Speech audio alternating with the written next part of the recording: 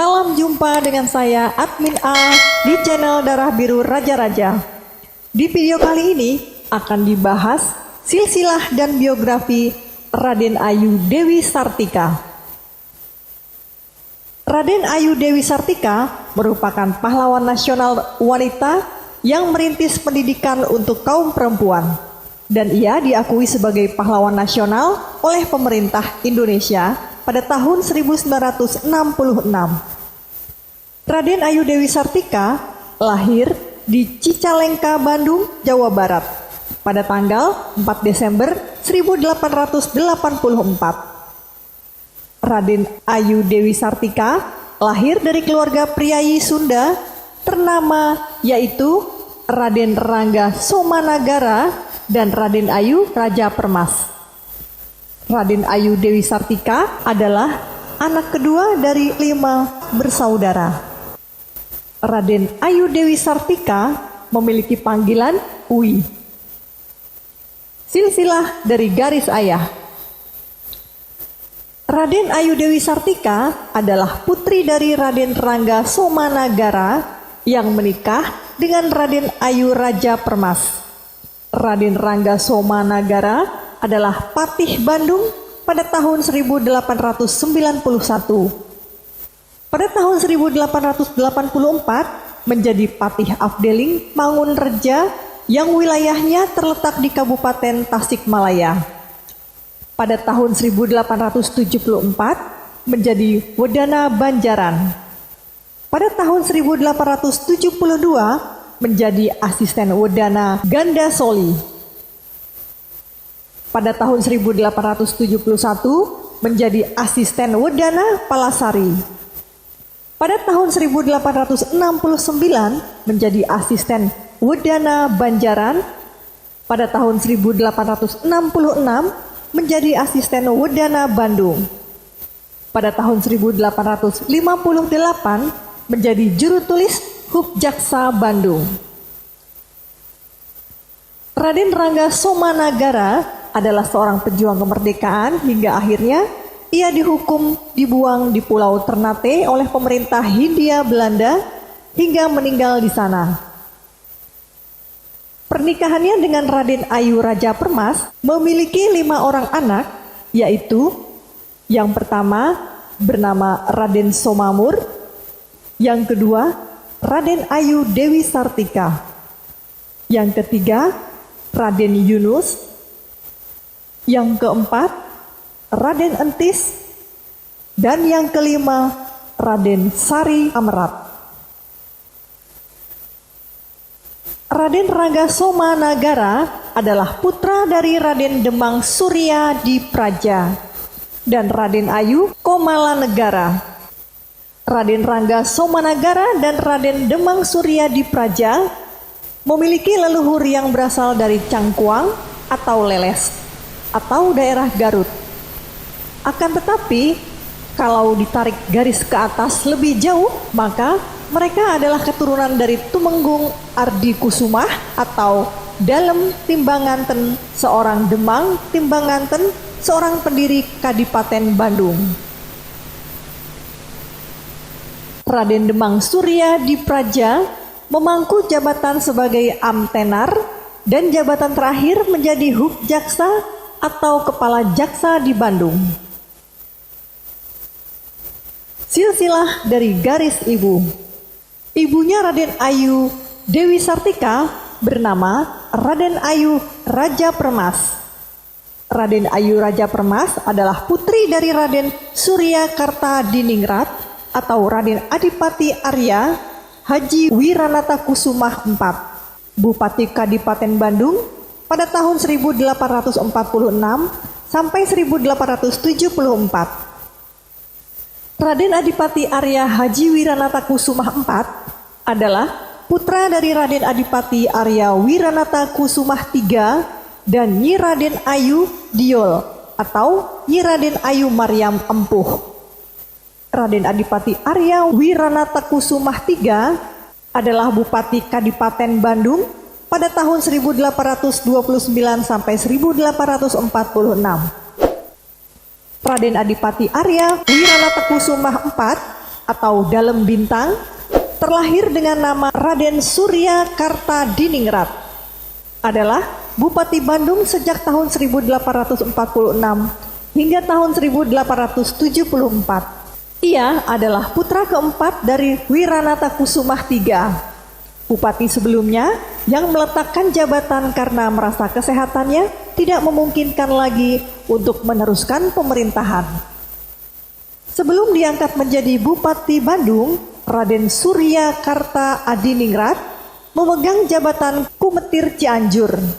Setelah menjadi bupati, ia digelari demikian sesuai dengan Beslut Government nomor 3 Ping tanggal 25 Agustus 1857. Peristiwa yang menarik pada masa pemerintahan Wiranata Kusumah IV adalah pengembangan ibu kota Kabupaten Bandung yang semakin ramai, undang-undang agraria dan dampaknya, serta reorganisasi priangan dan struktur pemerintahan yang semakin mantap. Selama pemerintahan dipegang olehnya, ibu kota Kabupaten Bandung berkembang pesat dan ia dikenal sebagai bupati yang progresif. Dialah peletak dasar Master Plan 1850 Kabupaten Bandung yang disebut Negorich Bandung.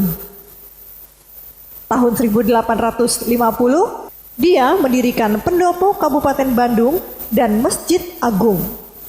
Kemudian pada tahun 1866, dia memprakarsai pembangunan sekolah guru atau quick school atau sekolah raja dan mendirikan sekolah untuk para menak atau ospia.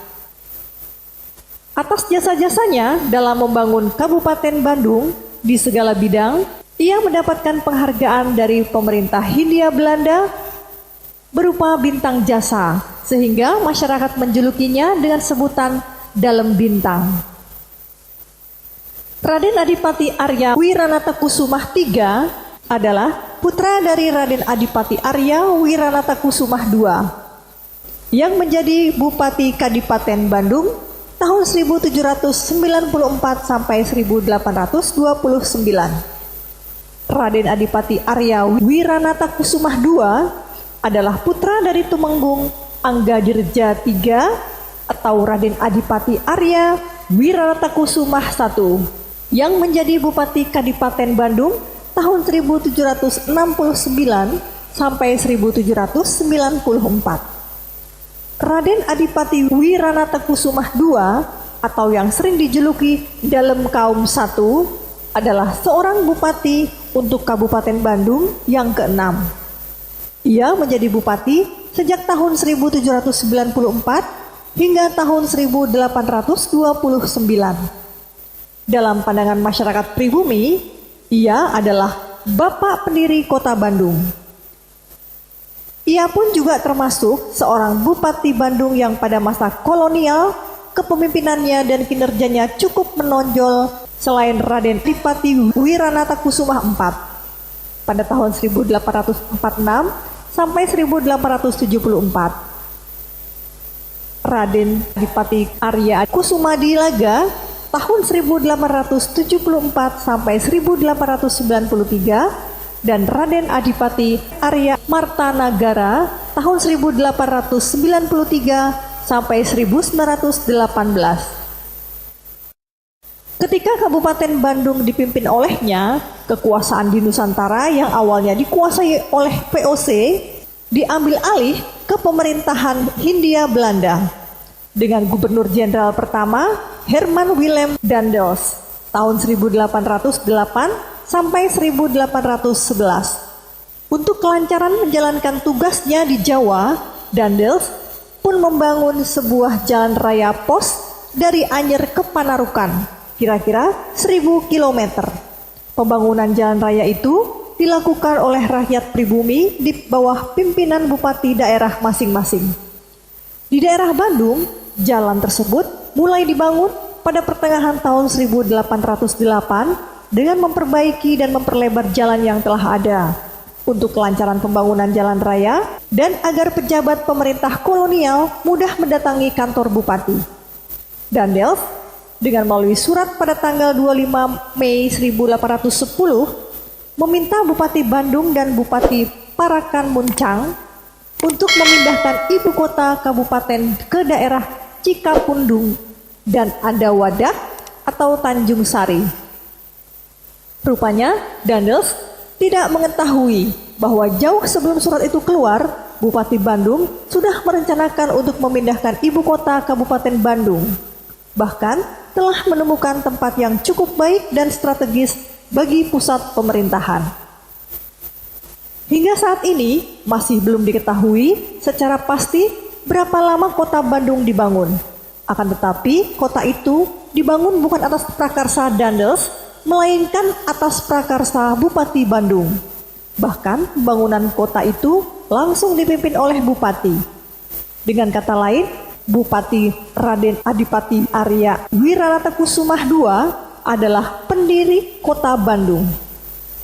Kota Bandung diresmikan sebagai ibu kota baru Kabupaten Bandung dengan surat keputusan tanggal 25 September 1810. Tumenggung Anggadiraja III adalah putra dari Tumenggung Anggadiraja II yang menjadi Bupati Kadipaten Bandung tahun 1747 sampai 1763. Tumenggung Anggadiraja II adalah putra dari Raden Ardisuta atau Tumenggung Anggadiraja I yang menjadi Bupati Kadipaten Bandung tahun 1704 sampai 1747. Raden Ardisuta atau Tumenggung Anggadiraja I yang diangkat tahun 1704 setelah pemerintah Belanda mengadakan pertemuan dengan para bupati wilayah Priangan di Cirebon. Tumenggung Anggadiraja I memerintah antara tahun 1704 sampai 1747. Raden Ardisuta adalah putra dari Tumenggung Ardikusumah yang menjadi Bupati Kadipaten Bandung tahun 1681 sampai 1704. Tumenggung Ardikusumah atau yang dikenal juga dengan nama Demang Timbanganten adalah Bupati Bandung yang kedua, memerintah tahun 1681 sampai 1704. Sekaligus Bupati Bandung yang pertama di dalam era kekuasaan Kompeni atau VOC. Tumenggung Ardikusumah dimakamkan di Astana Kalong Tarogong Kidul Garut. Tumenggung Ardikusumah adalah putra dari Ki Astamanggala atau Tumenggung Wirangunangun yang menjadi Bupati Kadipaten Bandung tahun 1632 sampai 1681. Tumenggung Wirangunangun alias Ki Astamanggala adalah Bupati Bandung yang pertama di bawah pemerintahan Kerajaan Mataram yang dilantik bersamaan dengan Bupati Parakan Muncang dan Bupati Sukapura sesuai dengan Piagam Sultan Agung pada hari Sabtu tanggal 9 Muharram tahun Alif Penanggalan Jawa.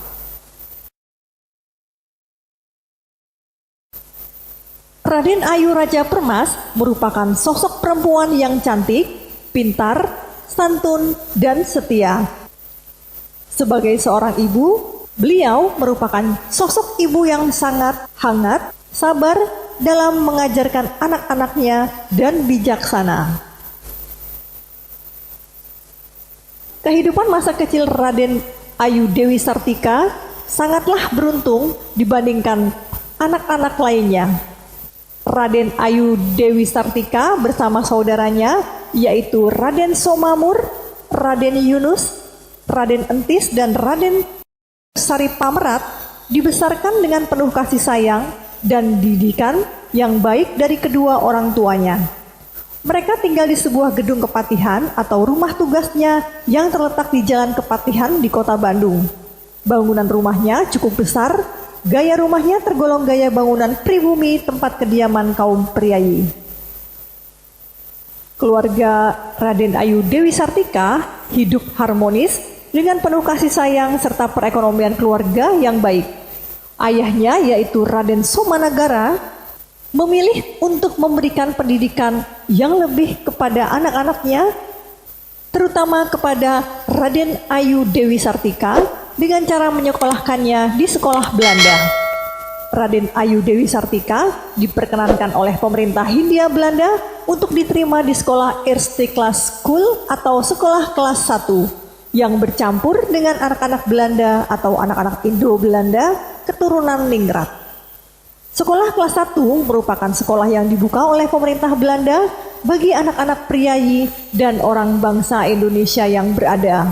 Di sana, Raden Ayu Dewi Sartika belajar membaca dan menulis serta mempelajari bahasa Belanda. Raden Ayu Dewi Sartika diajarkan ibunya mengenai budi pekerti sebagai perempuan Sunda. Misalnya dalam bertutur kata dan bertingkah laku.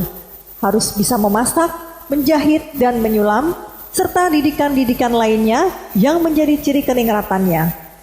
Pengajaran yang diberikan baik di rumah ataupun di sekolah oleh Raden Ayu Dewi Sartika sangat dipegang dan diaplikasikan dalam kehidupan sehari-harinya, terutama didikan dari ibunya. Sebagai seorang perempuan Ningrat, pembawaan Raden Ayu Dewi Sartika tentu terlihat berbeda dari anak perempuan lainnya. Namun, ketenangan itu berakhir saat ayahnya terlibat konflik dengan pemerintah Belanda mengenai upaya pemberontakan yang dilakukan ayahnya sebagai respon ketidaksukaan terhadap pengangkatan Bupati Bandung yang baru. Pergantian Raden Kusuma Dilaga yang digantikan oleh Raden Marta Negara sebagai seorang Bupati Bandung yang berasal dari Sumedang. Raden Rangga Soma Negara merasa tidak setuju karena mengangkat Bupati Bandung yang bukan asli keturunan Bandung. Konflik tersebut berujung pada diasingkannya kedua orang tua Raden Ayu Dewi Sartika ke Ternate atas keputusan Gubernur Jenderal yang dikeluarkan tanggal 30 Januari 1894. Sejak saat itu, Raden Ayu Dewi Sartika dan saudara-saudaranya hidup terpisah-pisah dengan mengikuti sanak keluarga ayah ataupun ibunya. Raden Ayu Dewi Sartika sendiri dititipkan di rumah kakak kandung dari ibunya, yaitu Raden Demang Suryakarta Hadiningrat, yang merupakan Patih Afdeling Cicalengka. Pendopo Patih Afdeling Cicalengka menjadi saksi bisu kesedihan Raden Ayu Dewi Sartika atas nasib yang menimpa dirinya.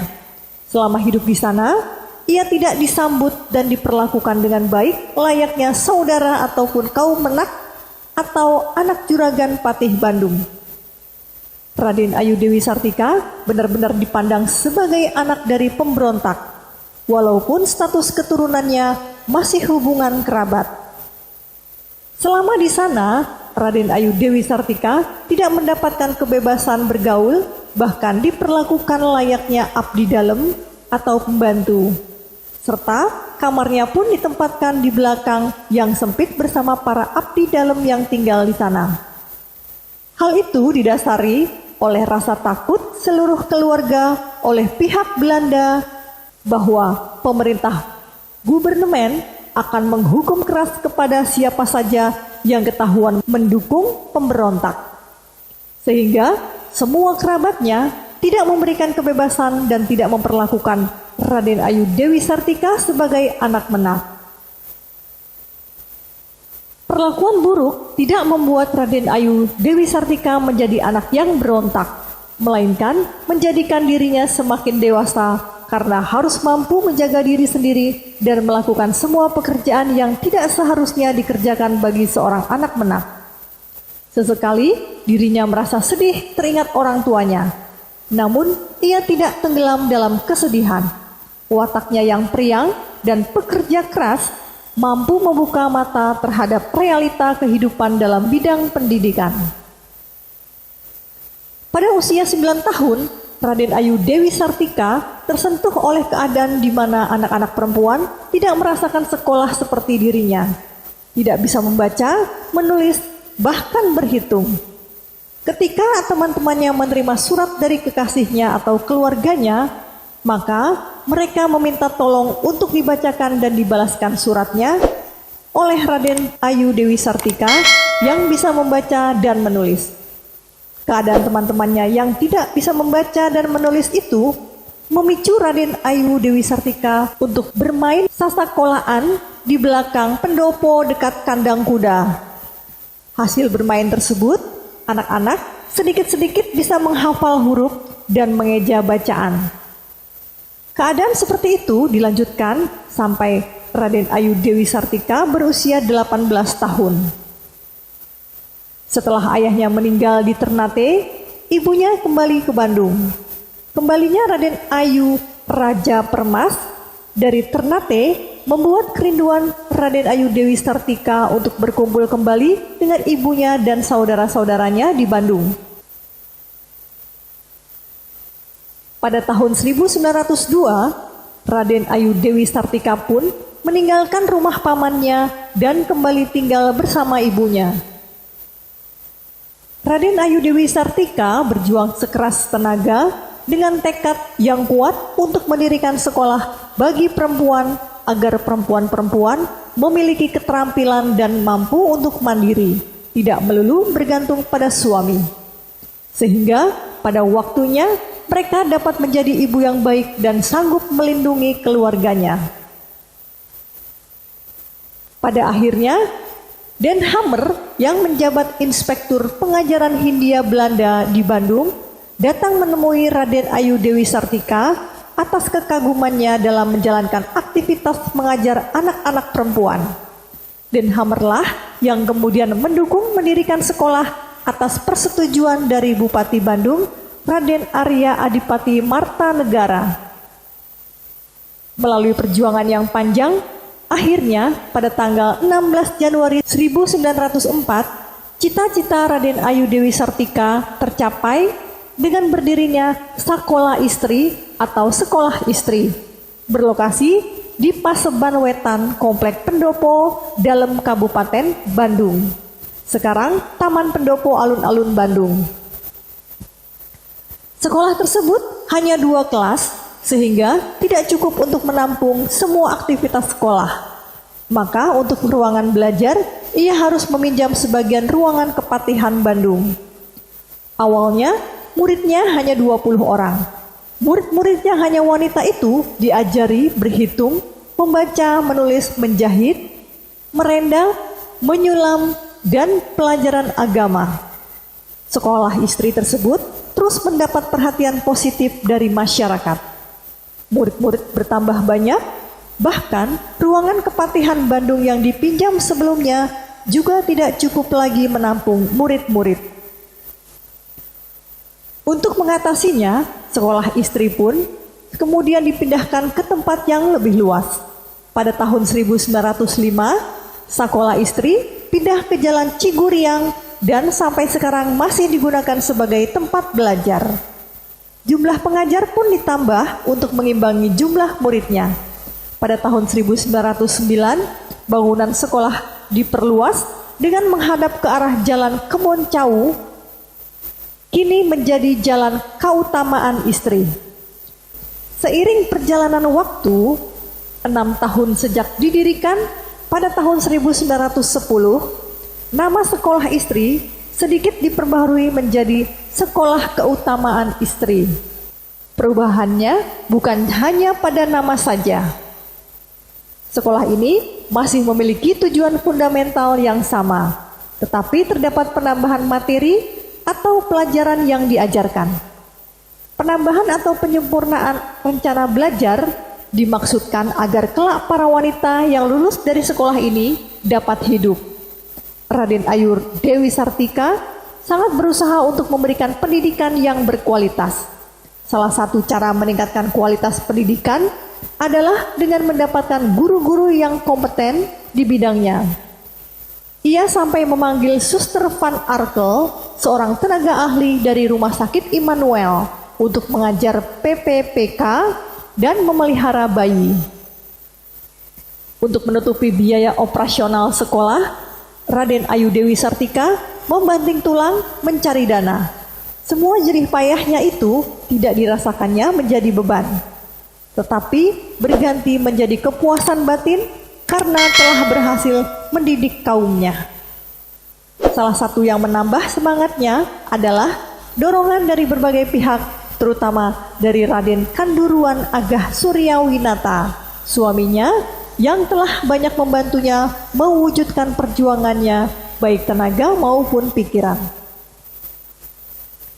Kesuksesan sekolah ini memberikan inspirasi juga untuk membuat sekolah yang sama di berbagai daerah di Jawa Barat. Pada tahun 1912, sudah berdiri 9 sekolah istri di kota-kota kabupaten, setengah dari seluruh kota kabupaten se-Pasundan. Kota-kota kabupaten wilayah Pasundan yang belum memiliki sekolah keutamaan istri hanya tinggal 3 atau 4. Semangat ini menyeberang ke Bukit Tinggi, di mana sekolah keutamaan istri didirikan oleh Encik Rama Saleh. Seluruh wilayah Pasundan lengkap memiliki sekolah keutamaan istri di tiap kota kabupatennya pada tahun 1920, ditambah beberapa yang berdiri di kota Kewedanaan. Bulan September 1929, Raden Ayu Dewi Sartika mengadakan peringatan pendirian sekolahnya yang telah berumur 25 tahun. Sekolah keutamaan istri memiliki moto dari bahasa Sunda, cager, bager, bener, singer, pinter, yang memiliki arti dalam bahasa Indonesia yaitu sehat, baik hati, benar, mawas diri, pintar. Nilai-nilai tersebut masih dapat dijumpai di Jawa Barat sebagai warisan dari Raden Ayu Dewi Sartika. Suatu ketika, Raden Ayu Dewi Sartika diundang oleh Kanjeng Dalem untuk membantu menyiapkan masakan untuk pengajian di pendopo, dibantu oleh para guru sekolah istri yang lain. Banyak tamu yang berdatangan ke pendopo, namun Raden Ayu Dewi Sartika tertuju kepada satu laki-laki gagah, berkumis, tinggi dan tegap. Dari sorot matanya, Raden Ayu Dewi Sartika menangkap ada ketenangan dan kedamaian. Rupanya hatinya sudah tertarik oleh sosok laki-laki tersebut. Namun, pikiran itu ditangkisnya untuk kembali fokus memikirkan kiprahnya dalam sekolah istri. Sebelum pulang ke sekolah, ternyata Raden Ayu Dewi Sartika bertemu kembali dengan laki-laki tersebut dan berkenalan. Namanya adalah Raden Kanduruan Agah Suryawinata, yang merupakan guru di De Scholen der Eerste Klasse, Karang Pamulang, yang pada waktu itu merupakan sekolah latihan guru. Raden Kanduruan Agah Suryawinata berstatus sebagai duda beranak dua. Seorang putranya meninggal dunia menyusul ibunya yang sudah meninggal lebih dahulu. Pikiran Raden Ayu Dewi Sartika terus-menerus memikirkan Raden Agah. Bahkan, ia sulit untuk memejamkan mata saat tidur karena selalu terbayang Raden Agah dan membuat Raden Ayu Dewi Sartika tersenyum sendiri. 2 malam sebelum pertemuan itu, keluarga Raden Ayu Dewi Sartika kedatangan tamu utusan keluarga Pangeran Jayadiningrat dari Kesultanan Banten. Bagi Raden Ayu Raja Permas, menerima pinangan dari sahabat dekat suaminya seperti pucuk dicinta ulam tiba. Karena ibu dari Raden Ayu Dewi Sartika itu sudah ingin melihat putrinya menikah dan memiliki pendamping hidup agar tidak melulu mengurusi pendidikan bagi perempuan. Namun ternyata Raden Ayu Dewi Sartika bersikeras untuk menolak lamaran itu karena hatinya sudah terpaut kepada Raden Kanduruan Agah. Meskipun ibu dan kakak laki-lakinya membujuk agar menerima pinangan dari Kesultanan Banten, tetap saja Raden Ayu Dewi Sartika tidak ingin menikah dengannya. Dengan perasaan sedih dan penuh harap, Raden Ayu Raja Permas dan anak sulungnya Raden Somamur akhirnya mendukung dan merestui pilihan Raden Ayu Dewi Sartika untuk menikah dengan Raden Kanduruan Agah Suryawinata. Pada tahun 1906, Raden Ayu Dewi Sartika dan Raden Kanduruan Agah menikah dan dikaruniai 6 orang anak, serta hidup bahagia bersama. Sang suami selalu mendukung cita-cita Raden Ayu Dewi Sartika, bahkan selalu membantu baik tenaga pikiran serta materi untuk kemajuan sekolah yang dibangun oleh istrinya.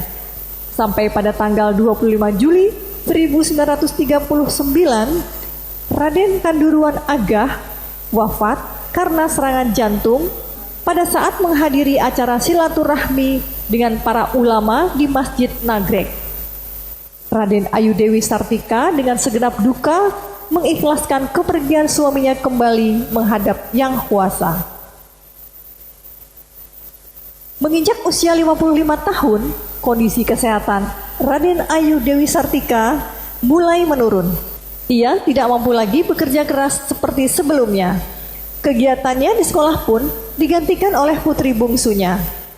Dalam kondisi lemah dan sakit, Raden Ayu Dewi Sartika mendengar kabar bahwa sekolah yang ia perjuangkan susah payah itu direbut dan dikuasai oleh tentara Jepang pada tahun 1942. Sehingga banyak perubahan yang diterapkan oleh kebijakan Jepang. Pada Maret 1946, kota Bandung sebelah selatan dibumi hanguskan, sehingga rakyat diminta untuk mengungsi ke daerah yang dikuasai Republik. Dengan berjalan kaki dituntun oleh anaknya, Raden Ayu Dewi Sartika mengungsi ke Ciparai, ke wilayah Garut, Tasikmalaya hingga Ciamis. Saat bermukim di Cineam, Kabupaten Tasikmalaya, sakitnya sangat parah, terlebih sangat terpuruk ketika memikirkan kondisi sekolahnya. Kondisi kesehatannya yang sangat buruk membuat Raden Ayu Dewi Sartika tidak melakukan aktivitas pendidikan apapun di pengungsian Cineam. Hingga akhirnya pada tanggal 11 September 1947, dalam usia 63 tahun, Raden Ayu Dewi Sartika menghembuskan napas terakhirnya di pengungsian tersebut. Raden Ayu Dewi Sartika dimakamkan dengan upacara pemakaman sederhana di pemakaman Cigagadon, Desa Rahayu, Kecamatan Cineam. 3 tahun kemudian, jasadnya dipindahkan ke makam para Bupati Bandung di Kepatihan di Jalan Karanganyar, Bandung. Pada tahun 1906, Raden Ayu Dewi Sartika dan Raden Kanduruan Agah menikah dan dikaruniai 6 orang anak, yaitu yang pertama bernama Raden Dewi Siti Rohaya, yang kedua Raden Dewi Tahriyah, yang ketiga Raden Atot Tutuka, yang keempat Raden H.I. Tarbidin, yang kelima Raden Dewi I. Tahrini, yang keenam Raden Dewi I. Tardine.